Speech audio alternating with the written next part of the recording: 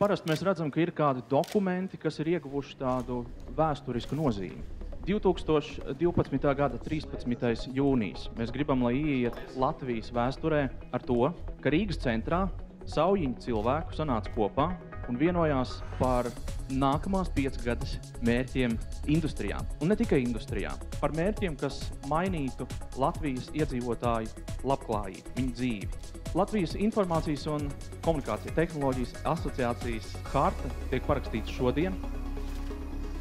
Es domāju, ka viens no galvenajiem secinājumiem ir tas, ka tas, ko mēs, šī domu biedru grupa, izdomājām, ka tie jautājumi ir būtiski un svarīgi arī citiem, jo tā diskusija, kas pēc hartas parakstīšanās arī izvērsās, mēs sapratām, jā, ka tie ir tie jautājumi, kas interesē gan augstskolas, ja, gan darba devēja organizācijas, gan arī iedzīvotāju organizācijas, ka mēs esam uztvēruši to ideju, to sāpju. Mēs esam ļoti labi aprīkoti attiecībā uz internetu pieslēgumiem.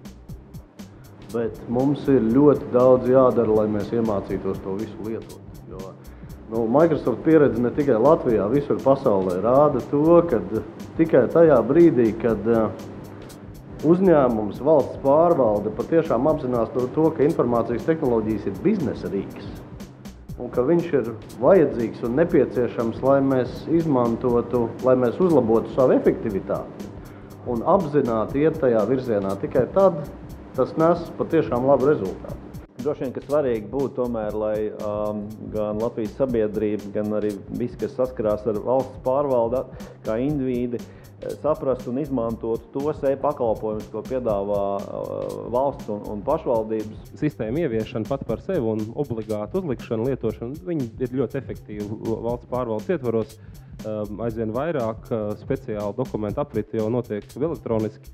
Mēs šobrīd elektroniski saskaņojam starp ministrijām tiesību aktus, mēs viņus izvietojam caur sistēmu, nevis sūtot e-pastus. Vēl viena lieta, ko no liktas hartas parakstīšanas es gribētu piedzīvot tādu brīdi, kad visas jaunās grāmatas latviešu valodā arī varētu nopirkt normālajā vidē. Tur nebūtu jāiet uz grāmatnīcu, viņas maksātu 2 reizes lētāk nekā viņas maksā tagad, un arī, ja man gadās strādāt Anglijā vai Īrijā, es tās grāmatas varētu dabūt.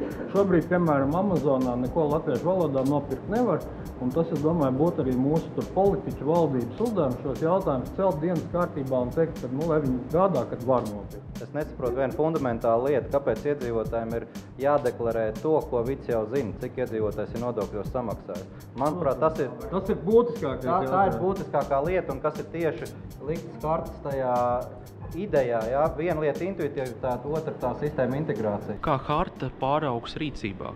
Kādi ir tie soļi? Viens veids ir komunicēt, stāstīt cilvēkiem, stāstīt uzņēmējiem.